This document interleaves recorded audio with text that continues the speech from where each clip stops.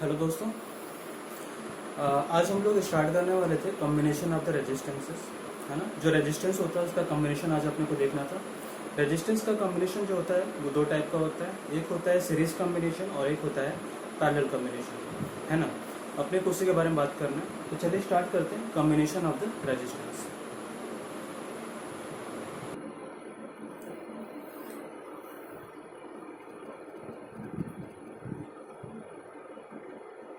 Combination of resistance, ठीक है। आज अपन इसी के बारे में बात करेंगे। आज का लेक्चर इसी पे बेस्ड होगा, कॉम्बिनेशन ऑफ रेजिस्टेंस।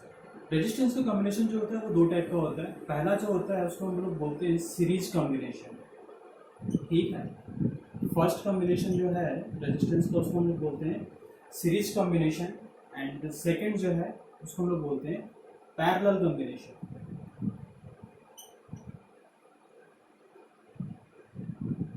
ठीक है। सीरीज कॉम्बिनेशन और पैरेलल कॉम्बिनेशन।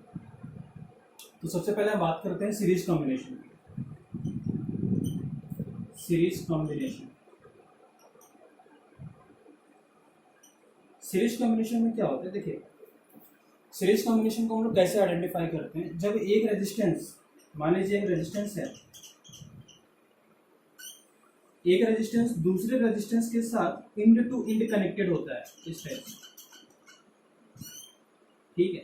आप इसमें कितने भी रेजिस्टेंस ऐड कर सकते हैं, बट ध्यान ये देना है कि रेजिस्टेंस का जो कनेक्शन होगा वो इंड टू इंड होगा। मतलब अगर हम लोग बात करें तो फर्स्ट, अगर मैं इसको बोलता हूँ कि दिस इज रेजिस्टेंस फर्स्ट जिसकी वैल्यू R1 है, रेजिस्टेंस की वैल्यू R1 है, इसमें दो इंड होते हैं, एक फर्स्ट इंड होता है और एक सेकेंड इंड होता है, ठीक है। किसी भी रेजिस्टेंस के दो इंड होते हैं, एक होता है फर्स्ट इंड और एक होता है सेकेंड इंड।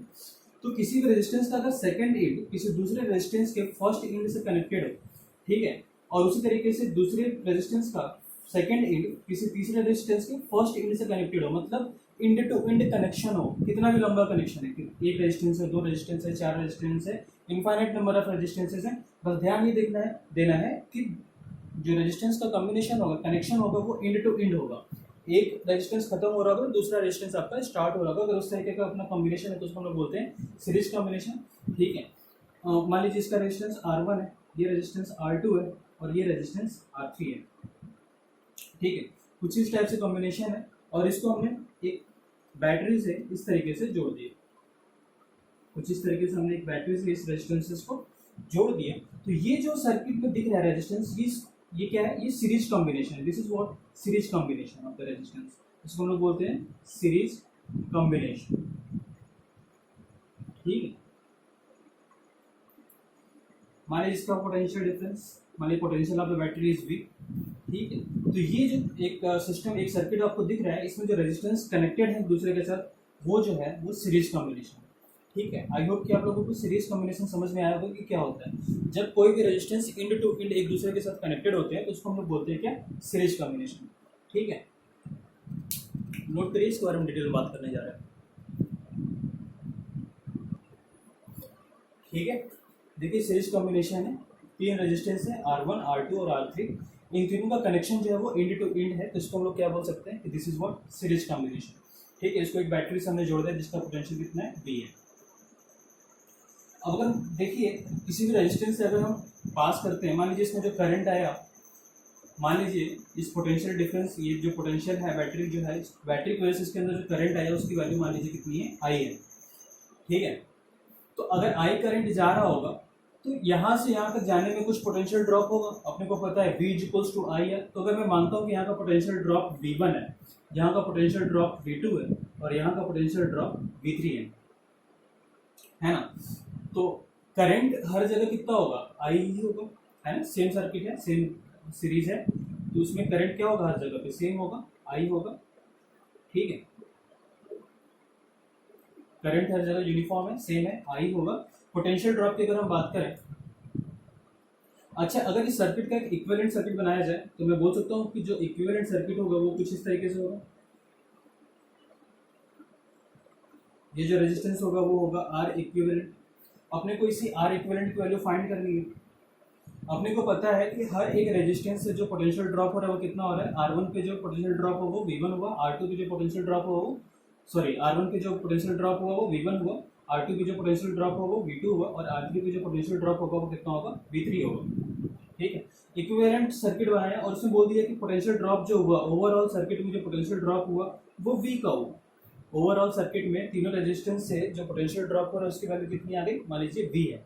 ठीक है, तो पोटेंशियल ड्रॉप की वैल्यू कितनी होगी, देखिए करंट अब भी कितना होगा, I होगा, तो पोटेंशियल ड्रॉप की वैल्यू कितनी होगी, लिख सकते हैं ना।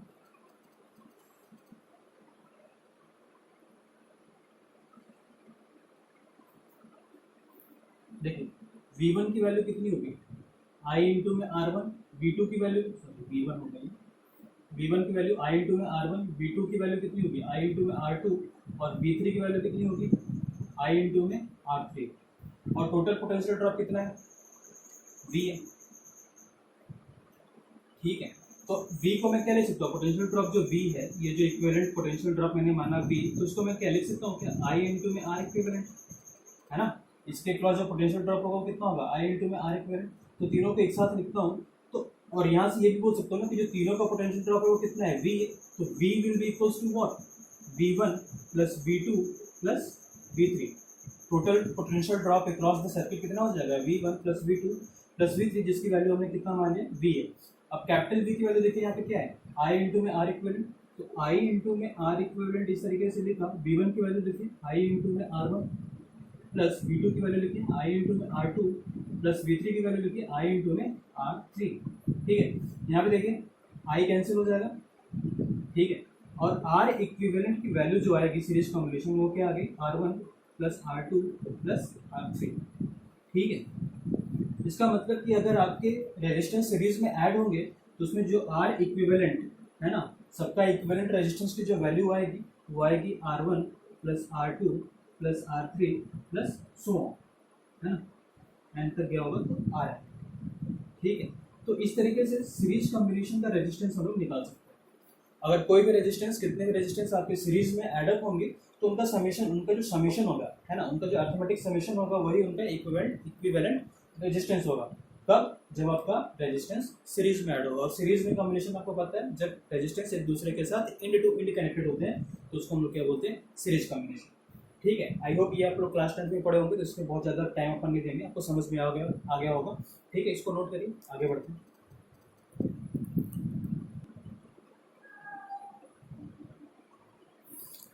चलिए अब अपन बात करते हैं parallel combination of the resistances की। पैरेलल कॉम्बिनेशन में क्या होता है कि जब एक रेजिस्टेंस का वन एंड किसी बैटरी के फर्स्ट एंड से कनेक्टेड हो और रेजिस्टेंस का सेकंड एंड जो होगा वो उसी बैटरी के दूसरे टर्मिनल के साथ कनेक्टेड हो, और इस तरीके से दो या दो से ज़्यादा रेजिस्टेंस कनेक्टेड होंगे तो उसको हम लोग बोलेंगे पैरेलल कॉम्बिनेशन। मैं एक बार फिर से रिपीट करता हूँ, जब दो या दो से ज़्यादा रेजिस्टेंस का फर्स्ट एंड किसी बैटरी के फर्स्ट टर्मिनल से कनेक्टेड हो और उसका उसी रेजिस्टेंसेस के अदर एंड जो है वो उसी बैटरी के दूसरे टर्मिनल से ऐड होगा, तो ऐसे कॉम्बिनेशन को हम लोग बोलेंगे पैरेलल कॉम्बिनेशन। आइए देखते हैं कैसे, डायग्राम से समझते हैं इस चीज़ को।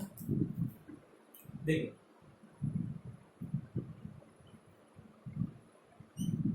मान लीजिए एक बैटरी जिसका पोटेंशियल V है। अब इसमें देखिए रेजिस्टेंस कैसे ऐड है, रेजिस्टेंस का एक एंड इस तरीके से, कोई दूसरा रेजिस्टेंस है उसका एक एंड उसी बैटरी के, है ना, उसी बैटरी के फर्स्ट टर्मिनल से ऐड है, और कोई मान लीजिए तीसरा रेजिस्टेंस है इस तरीके से। ठीक है, इसका भी फर्स्ट एंड जो है वो उसी बैटरी के फर्स्ट टर्मिनल से ऐड है, और फाइनली क्या होगा, सारे रेजिस्टेंस का जो सेकेंड एंड होगा वो उसी बैटरी के सेकेंड टर्मिनल के साथ कनेक्टेड होगा। अगर ऐसा कॉम्बिनेशन होता है तो इसको हम लोग बोलते हैं parallel combination. This is what, parallel combination, parallel combination. ठीक है, यहाँ पे रेजिस्टेंस की वैल्यू मान लीजिए R1 है, ये R2 है, ये R3 है। ठीक है, इस कॉम्बिनेशन, इस कनेक्शन की वजह से इस सर्किट में करंट है, मान लिया करंट की वैल्यू कितनी है, I है ना, करंट की वैल्यू कितनी है, I है। तो करंट जब यहाँ पे जाएगा तो जंक्शन वाला लगा सकते हैं, वहाँ से आपको क्या समझ में आएगा कि ये जो करंट I है वो तीन ब्रांचेज में डिवाइड हो जाएगा। मान लीजिए इसमें जो करंट गया उसकी वैल्यू I1 है, इसमें जो करंट गया उसमें उसकी वैल्यू I2 है, और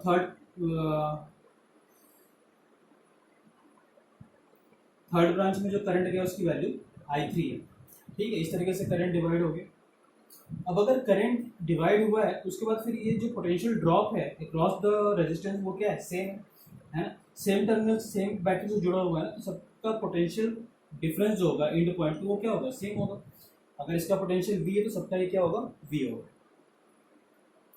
ठीक है, अगर इसका इक्विवेलेंट रेजिस्टेंस हम लोग बनाए, इक्विवेलेंट सर्किट बनाए, सॉरी, इसका अगर हम लोग इक्विवेलेंट सर्किट बनाए तो वो सर्किट कैसा दिखेगा, कुछ इस तरीके से दिखेगा। पोटेंशियल वी है और ये रेजिस्टेंस कितना हो जाएगा, आर इक्विवेलेंट। ठीक है, समझ में आ रही बात। ठीक, अब इसमें आर इक्विवेलेंट वैल्यू अगर हमको निकालनी होगी तो हम लोग कैसे निकालेंगे। यहाँ पे अगर हम करंट की बात करें, मान लीजिए करंट की वैल्यू कितनी है, आई है, तो आई की वैल्यू कितनी होगी यहाँ पे आई की वैल्यू कितनी होगी, I will be equals to V upon में आर इक्विवेलेंट। बोलो होगा कि नहीं होगा। ठीक है, करंट इज इक्वल्स टू क्या होता है, पोटेंशियल डिफरेंस अपॉन में रेजिस्टेंस।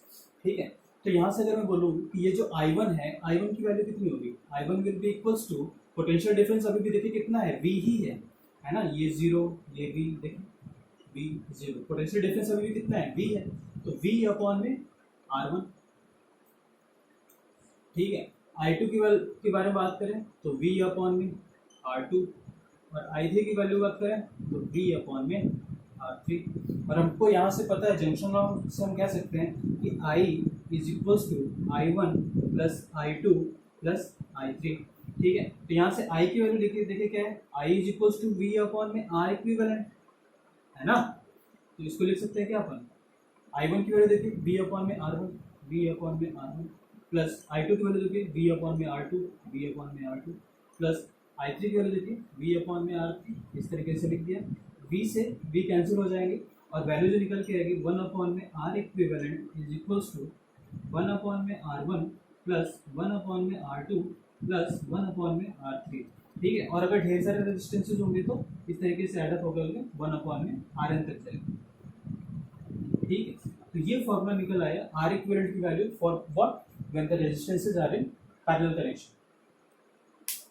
ठीक है, बात समझ में आ रही होगी आपको। एक इम्पॉर्टेंट पॉइंट मैं यहाँ पे बताना चाहूँगा, जैसे कि हम लोग जानते हैं, देखिए अगर सीरीज की बात करें तो सीरीज में वैल्यू कितनी है, R equivalent was equals to R1 plus R2 plus R3 plus so on. ठीक, यहाँ पे देखिए अगर कोई भी वैल्यू, किसी भी रेजिस्टेंस की वैल्यू की हम बात करें, ठीक है, तो अगर कोई R मैक्सिमम रहा होगा, कोई ऐसा रेजिस्टेंस होगा जिसकी वैल्यू क्या होगी, इन सब में मैक्सिमम होगी, तो आर इक्विवेलेंट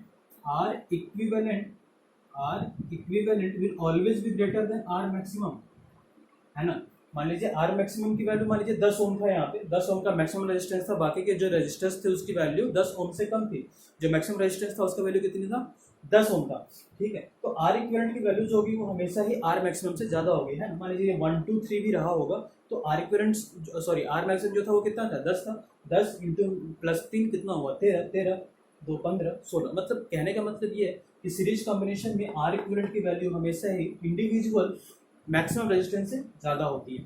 ठीक है, ध्यान देने वाली बात है ये, इसको माइंड में रखिएगा। बट अगर हम पैरेलल कॉम्बिनेशन में बात करें तो यहाँ से आप लोग देख करके बोल सकते हो कि जो आर इक्विवेलेंट की वैल्यू होगी, आर इक्विवेलेंट की वैल्यू जो होगी वो always less than R minimum होगी। इसमें जो मिनिमम रेजिस्टेंस होगा ना, पैरेलल कॉम्बिनेशन के केस में जो मिनिमम रेजिस्टेंस होगा ना, उससे भी कम वैल्यू आएगी किसकी, आर इक्विवेलेंट की। ठीक है, इसलिए जब भी हम रेजिस्टेंस पैरेलल, मतलब रेजिस्टर पैरेलल होता है तो उसमें जो इक्विवेलेंट रेजिस्टेंस की वैल्यू होती है वो हमेशा क्या होती है, सबसे कम वाले से भी कम हो जाती है। मेरी बात समझ में आ रही होगी आपको, मैं क्या कहना चाह रहा हूँ। सीरीज कॉम्बिनेशन में रेजिस्टेंस की वैल्यू बहुत ज़्यादा होती है, मैक्सिमम से भी ज़्यादा होती है। ठीक है, बट पैरेलल कॉम्बिनेशन में जो इक्विवेलेंट रेजिस्टेंस की वैल्यू होती है वो सबसे छोटे वाले, सबसे कम वैल्यू वाले रेजिस्टेंस से भी कम वैल्यू होती है इक्विवेलेंट रेजिस्टेंस की। ठीक है, आई होप कि आपको मेरी बात समझ में आई होगी। इसको नोट करिए, इस पर आप कुछ क्वेश्चन सॉल्व करके देखते हैं, थोड़ा कॉन्सेप्ट और क्लियर हो जाएगा। ठीक, नोट करिए। चलिए पैरेलल कॉम्बिनेशन के बारे में कुछ बात कर लेते हैं। जैसे जो पोटेंशियल ड्रॉप होगा वो हर एक रेजिस्टेंस के अक्रॉस क्या होगा, सेम होगा। मतलब मान लीजिए करंट I1 है, I1 R1 will be equals to what, I2 R2। बना देता हूँ ताकि समझने में आसानी होगी।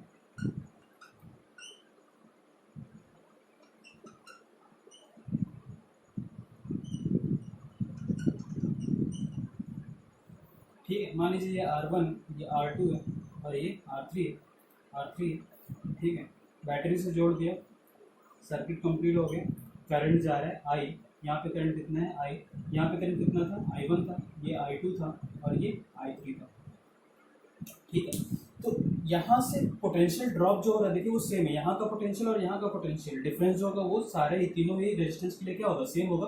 तो I1 R1 will be equals to I2 R2 potential drop, V equals to I will be equals to I3 into में R3। आई होप आपको समझ में आ रहा होगा, ठीक है। मतलब ये वैल्यू क्या है, कांस्टेंट है, दिस इज व्हाट कांस्टेंट, ठीक। यहाँ से देखिए मैं लिख सकता हूँ क्या, I1 R1 अपॉन में I2 R2 will be equals to 1, constant value, ठीक। अब अगर इसका स्क्वायर कर दिया जाए, अगर इसका स्क्वायर कर दिया जाए तो हम लिख सकते हैं कि I1 square R1 square upon में I2 square R2 square is equals to 1, ठीक है। अब अगर इसमें t से मल्टीप्लाई कर दें ऊपर नीचे ऐसे, ठीक है। अब इसके बाद देखिए इसको क्या इस तरीके से लिखा जा सकता है, I1 स्क्वायर इंटू में R1 अपॉन में I2 स्क्वायर इंटू में R2 इंटू में t is equals to R2 upon में R1। चेक कर लीजिएगा एक बार मैं क्या बोल रहा हूँ, मैंने कुछ नहीं किया, स्क्वायर किया दोनों साइड में, ठीक है, t से मल्टीप्लाई किया है उसके बाद एक यहाँ से r उठा करके नीचे ले गया और यहाँ से R2 उठा करके ऊपर ले गया, ठीक है, ये नीचे और ऊपर। तो इस तरीके से लिख सकते हैं। और आप लोग जानते हो कि I स्क्वायर RT क्या दिखाता है, हीट को दिखाता है, heat in the resistance is given by I square RT। तो हीट 1 अपॉन में हीट 2, मतलब heat in the resistance 1 upon में heat in the resistance 2 is equals to R2 upon में R1। ये एक बहुत इंपॉर्टेंट रिजल्ट निकल के आया यहाँ पे। इसका मतलब क्या है, इसको अगर आप ध्यान से समझ देखोगे तो आप समझोगे कि heat is inversely proportional to resistance, ठीक है। मतलब अगर पैरेलल कॉम्बिनेशन में जो रेजिस्टेंस मिनिमम वैल्यू का होगा, है ना, पैरेलल कॉम्बिनेशन में जिस रेजिस्टेंस की वैल्यू मिनिमम होगी उसमें हीट की वैल्यू मैक्सिमम होगी। आई होप आपको मेरी बात समझ में आ रही होगी। पैरेलल कॉम्बिनेशन में जिस रेजिस्टेंस की वैल्यू मिनिमम होगी उसमें जो हीट जनरेट होगा ना, उसमें जो हीट स्टोर होगा ना, उसकी वैल्यू मैक्सिमम होगी, और ये इसका प्रूफ है, ठीक है। नोट करिए, क्वेश्चंस करते हैं। देखिए क्वेश्चन है, find the current passing through battery. Battery से पास होने वाले करंट की वैल्यू अपने को फाइंड करनी है, ठीक है। यहाँ पे अगर देखिए तो आपको देख के लग रहा होगा कि यहाँ पे सारे के सारे रेजिस्टेंस जो होंगे वो सेम पोटेंशियल डिफरेंस पे नहीं है ना। इन तीनों का पोटेंशियल डिफरेंस जो है वो सेम है, बट इसका क्या है, डिफरेंट होगा, ठीक है। बट ये तीनों का पोटेंशियल डिफरेंस अगर हम बात करें तो वो सेम होगा, है ना। क्रॉस द रेजिस्टेंस इन तीनों का पोटेंशियल डिफरेंस क्या होगा, सेम होगा, और ये दिख भी रहा है कि क्या है, पैरेलल में है, ठीक है। तो ये तीनों रेजिस्टेंस आपके पैरेलल में है, इसका इक्विवेलेंट निकालिए, तो इसका जो इक्विवेलेंट आएगा वो इसके साथ क्या होगा, सीरीज में होगा। देखिए मेरी बात समझ में आ रही होगी आपको, ये तीनों आपस में पैरेलल है और इसका जो इक्विवेलेंट होगा वो इस वाले रेजिस्टेंस के साथ क्या है, सीरीज में है, ठीक है। तो सबसे पहले हम इसकी वैल्यू निकाल लेते हैं, इसके रेजिस्टेंस की वैल्यू, इसको सॉल्व करिए आप। तो 1 अपॉन में R equivalent will be equals to 1 upon में R1 की वैल्यू मान लीजिए 2 ले लिया मैंने, प्लस 1 अपॉन में R2 की वैल्यू 3 है, प्लस 1 अपॉन में 6, ठीक है। इसको सॉल्व करिए, आपको R इक्विवेलेंट की वैल्यू मिल जाएगी। R इक्विवेलेंट की वैल्यू कितनी हो जाएगी, 6 इंटू में 3 18, 6 प्लस 3 9, 18/9 दैट इज इक्वल्स टू कितना 2 और 2 आपस में पैरेलल में, वैल्यू कितनी हो जाएगी 1 ओम, ठीक है। मैंने कैसे सॉल्व किया मैं आपको बताता हूँ। R equivalent is equals to R1 into में R2 अपॉन में R1 प्लस R2, है ना। अगर दो रेजिस्टेंस होगा तो उसको सॉल्व करेंगे आप तो ये वैल्यू निकल के आती है। मैंने वही किया, देखिए मैंने क्या किया, 3 इंटू में 6 कितना हो गया, 6 इंटू में 3 18, और अपॉन में R1 प्लस R2, तो 6 प्लस 3 कितना हो गया 9, 18 डिवाइडेड बाई 9 कितना हो गया, 18 divided by 9 that is equals to 2, ठीक है। और 2 ये इसका इक्विवेलेंट कितना आ गया, 2 आ गया, और 2 और 2 आपस में क्या है, पैरेलल में, तो वहाँ पे भी आप सॉल्व करके देखोगे तो 2 इंटू में 2 कितना हो जाएगा 4, अपॉन में 2 प्लस 2 कितना हो जाएगा 4, तो वो कितना हो जाएगा 4 अपॉन में 4 दैट इज इक्वल्स टू कितना 1, तो R इक्विवेलेंट की वैल्यू कितनी होगी 1, ठीक है। उतना कैलकुलेशन करने की जरूरत नहीं है, सिंपल वे में मैंने लिखा 6 इंटू में 3 18 डिवाइडेड बाई 9 2 और 2 2 कितना हो जाएगा 4 4 divided by 4 that is equals to कितना 1। तो आर इक्विवेलेंट की वैल्यू पैरेलल कॉम्बिनेशन के लिए कितना आ गया 1 आ गया। तो इसका अगर इक्विवेलेंट सर्किट में बनाऊं तो वो कैसा बनेगा देखिए,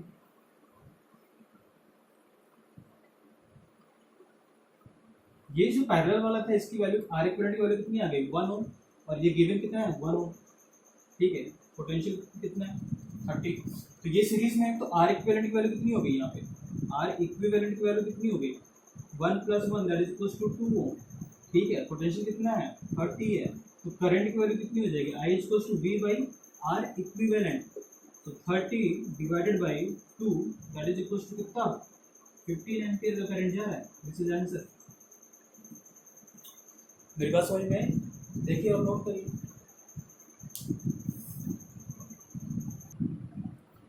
देखिए ये क्वेश्चन है, इसमें आर इक्विवेलेंट वैल्यू पूछ रहा है ना। ये सर्किट है और ये जो है आपका ये एक कनेक्टिंग वायर है, इसको यहाँ से यहाँ ऐड कर दिया गया और यहाँ से यहाँ ऐड कर दिया गया, कनेक्ट किया गया।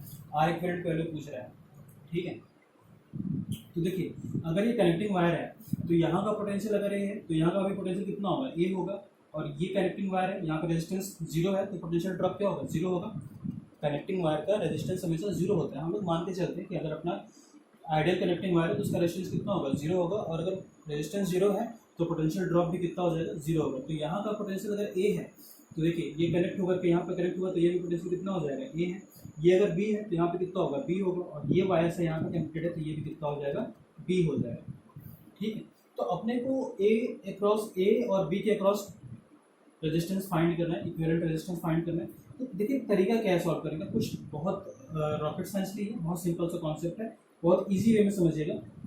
2 पॉइंट है ए और बी के क्रॉस चाहिए, तो मैंने एक पॉइंट बनाया ए और दूसरा पॉइंट बना लिया बी, ठीक है। तो मैं ए से बी तक जा रहा हूँ, मैं ए से बी तक गया तो मुझे एक रेजिस्टेंस मिला आर, तो मैंने पहले उसको बना लिया। मेरी बात समझ रहे हैं? मैं ए से बी तक गया तो मुझे एक रेजिस्टेंस मिला आर, मैंने उसको बना लिया। फिर देखिए मैं बी से ए की तरफ जा रहा हूँ तो मुझे एक और रेजिस्टेंस मिलता है, मतलब यहाँ पे पोटेंशियल डिफरेंस कितना है ए और बी का ही है। तो मतलब बी से अगर मैं ए की तरफ जा रहा हूँ तो मुझे एक और रेजिस्टेंस मिलता है जिसकी वैल्यू कितनी है आर है, ठीक है। इसका बी से ए की तरफ गया तो बी से ए की तरफ गया तो किसका रेजिस्टेंस मिला आर का रेजिस्टेंस मिला, ठीक है। फिर देखिए फिर मैं यहाँ से ए से बी की तरफ जा रहा हूँ तो मुझे एक और रेजिस्टेंस मिल रहा है जिसकी वैल्यू कितनी है आर है। तो मुझे फिर कहाँ जाना है ए से बी जाना है, तो फिर मैं बनाऊंगा ए से बी। देखिए 3 रेजिस्टेंस है 1 2 3, और यहाँ भी क्या है 1 2 3, और यहाँ से आपको साफ दिख रहा होगा कि ये तीनों रेजिस्टेंस आपस में क्या है पैरेलल में। ये तीनों रेजिस्टेंस आपस में क्या है पैरेलल में है, तो यहाँ पर रेजिस्टेंस की वैल्यू कितनी हो जाएगी आप लोग सॉल्व करके देख लो, R/3 है ना। सॉल्व करके देखो R/3 आएगा। मेरी बात समझ में आ रही है मैंने कैसे किया? एक बार अगर नहीं समझ में आता तो वीडियो को थोड़ा सा रिवाइज करके देख लीजिए, ठीक है। बहुत सिंपल कॉन्सेप्ट है, नोट करिए। देखिए क्वेश्चन है, कुछ ये सर्किट दिया हुआ है, पूछ रहा है find R equivalent across A and B. A और बी के अक्रॉस अपने को आर इक्विवेलेंट की वैल्यू फाइंड करनी है। ये रेजिस्टेंस दे रखा है, ठीक है। इसको भी जितना सिंपल हम बना सकते हो उतना सिंपल बनाने की कोशिश करते हैं, ठीक है। देखिए कैसे बनेगा।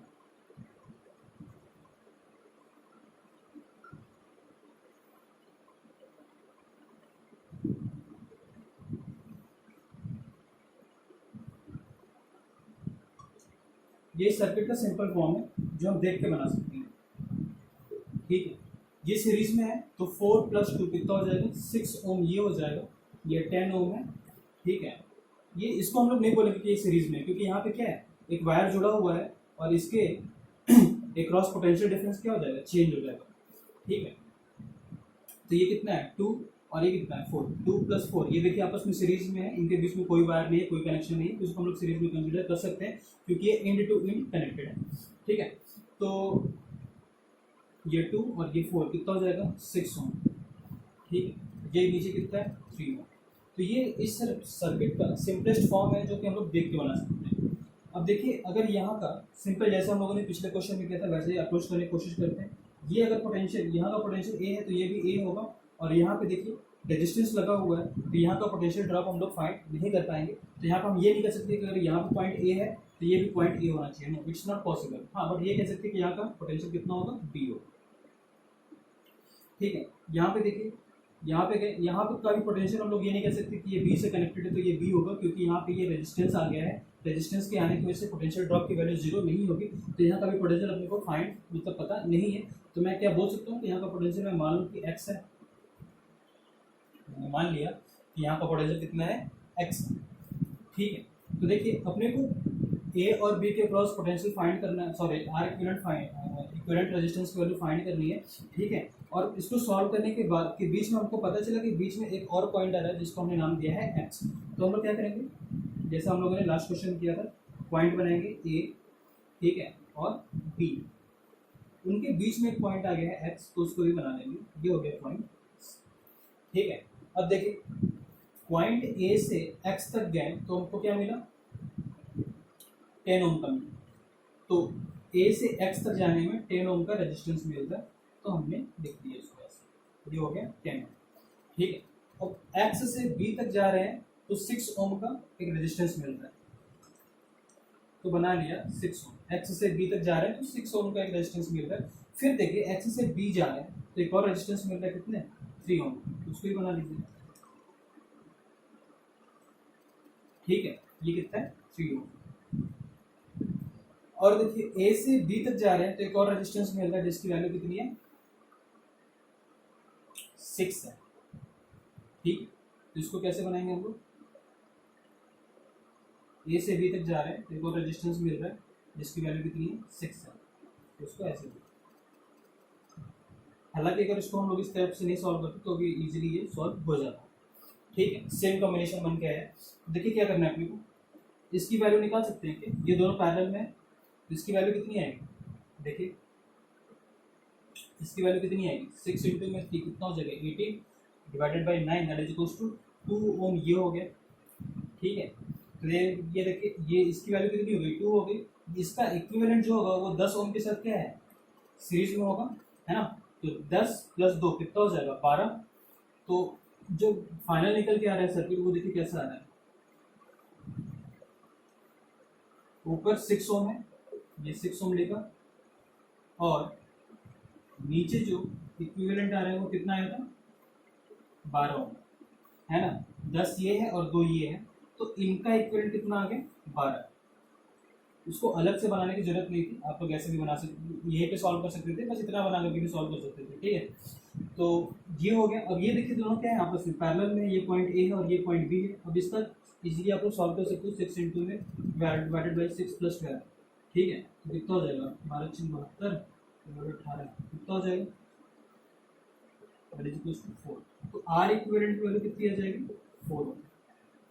आ रही बात समझ में, देखिए और नोट करिए। ठीक,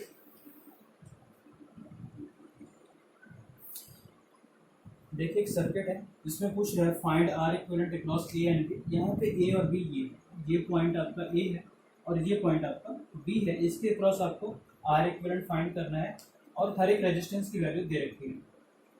ठीक है, सॉल्व करिए, कैसे करेंगे, ये 4 और 2 क्या है, सीरीज में है, तो इसकी वैल्यू कितनी हो जाएगी, 6 हो जाएगी।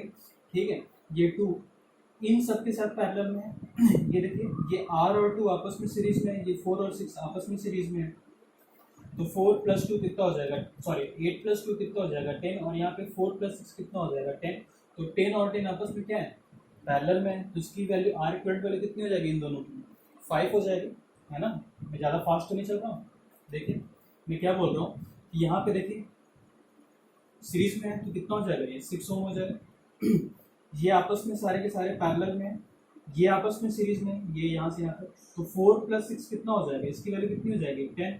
ये देखिए 2 और 8 आपस में सीरीज में, तो इसकी वैल्यू कितनी हो जाएगी, 8 प्लस 2 कितना हो जाएगा, 10।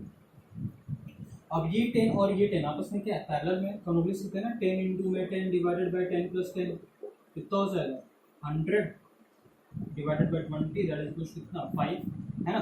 तो इसकी वैल्यू कितनी हो गई, 5 हो गई।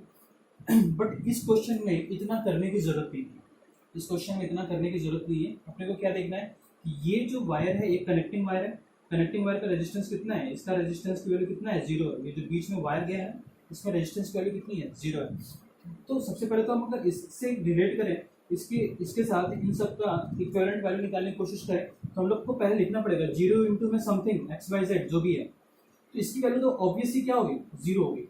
तो ये सबको, ये इतनी सर्किट के रेजिस्टेंस को क्या कर देगा, 0 कर देगा। सीधी सी बात है, करंट वहां से पास होना पड़ेगा जहाँ से उसको कोई रेजिस्टेंस ना मिले। अब कौन से रास्ते से जाना पसंद करोगे, जहाँ पे बहुत ज़्यादा भीड़ भाड़ हो, या फिर कोई ऐसा रास्ता जो बिल्कुल शांत हो, बिल्कुल खाली हो, वहाँ पे कोई ना हो। तो करंट के केस में, सर्किट के केस में भी ऐसा होता है, जहाँ पे रेजिस्टेंस होता है वहाँ से करंट पास होना नहीं चाहता है, उसको अगर कोई प्लेन वायर मिलेगा जिसमें कोई रेजिस्टेंस नहीं, तो वहाँ से ही क्रॉस कर जाएगा। ठीक है, तो इन रेजिस्टेंस के होने या ना होने से कोई फर्क उसको नहीं पड़ेगा। इसीलिए यहाँ पे देखिए, इन सबका अगर हम आर इक्विवेलेंट वैल्यू निकालेंगे तो उसकी वैल्यू कितनी हो जाएगी, यहाँ पे आर इक्विवेलेंट वैल्यू कितनी होगी, 0, इसके लिए, इस सिस्टम के लिए। ठीक है, आई होप मेरी बात आपको समझ में आ रही है, क्योंकि अगर आप न्यूमेरिकली भी सॉल्व करके देखोगे तो ये रेजिस्टेंस जो है, ये जो कनेक्टिंग वायर, इसका रेजिस्टेंस कितना है, 0 है। तो 0 इंटू में समथिंग आप करोगे तो उसकी वैल्यू कितनी हो जाएगी, 0 हो जाएगी। तो सबका रेजिस्टेंस कितना हो जाएगा, 0 हो जाएगा। अब देखिए, इसके साथ ये भी तो पैरेलल में है, पैरेलल में बिल्कुल। देखिए, ये पोटेंशियल, ये एंड पॉइंट और ये एंड पॉइंट दोनों सेम है ना, सेम एंड पॉइंट है, जुड़े हुए हैं, ये दोनों आपस में क्या होंगे, पैरेलल में होंगे। तो अगर ये पैरेलल है तो ये इसको भी खा जाएगा, मतलब इन सारे, इतने सारे की रेजिस्टेंस की वैल्यू कितनी हो जाएगी, 0।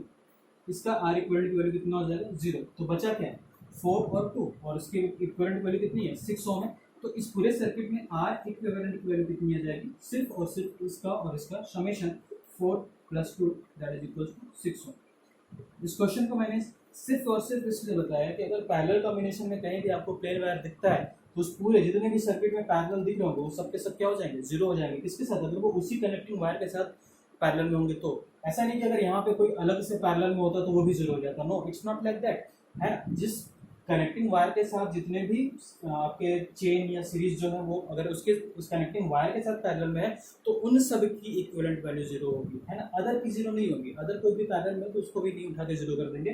ठीक है, बट उस कनेक्टिंग वायर के साथ जितने भी पैरेलल में होंगे, जैसे ये कनेक्टिंग वायर इसके साथ ये और ये पैरेलल में, तो सबकी वैल्यू कितनी हो गई, 0 हो गई। और अगर ये इक्विवेलेंट 0 हो गए तो ये सारा का सारा इसके साथ पैरेलल में, तो इसको भी क्या कर देगा, 0 कर देगा। ठीक है, तो सर्किट में जो रेजिस्टेंस आएगा उसका वैल्यू कितना होगा, 6 ओम के बराबर होगा। This is your answer. ठीक है, आई होप आपको मेरी बात समझ में आई होगी और आज का लेक्चर भी आपको समझ में आया होगा। तो आज के लिए भी इतना ही छोड़ते हैं, फिर मिलते हैं अगले लेक्चर में। ठीक है, till then take care, have a good day. हाँ, इसके और क्वेश्चंस अपन करेंगे, बहुत सारे क्वेश्चंस करेंगे। ठीक है, टेंशन मत लीजिए, इससे भी और अच्छे क्वेश्चन करेंगे। ठीक है, चलिए फिर मिलते हैं अगले लेक्चर में। ध्यान रखिए अपना, बाय बाय।